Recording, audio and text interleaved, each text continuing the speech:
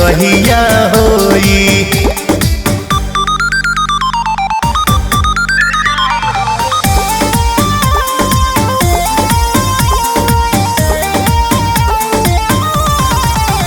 बाटे मौका मिलल ना तरस जाएदा, फल सूखे से पहिले बरस जाएदा।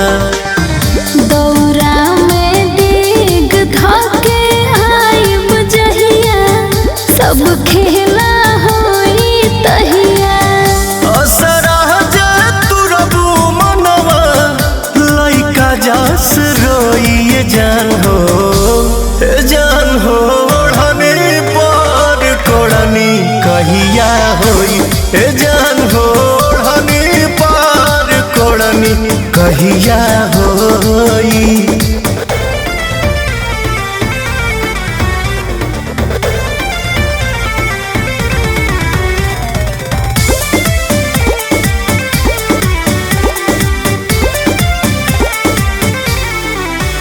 तुक बाटे का इतना चोन्हैला के, धन हमरो ही हमसे जगैला के।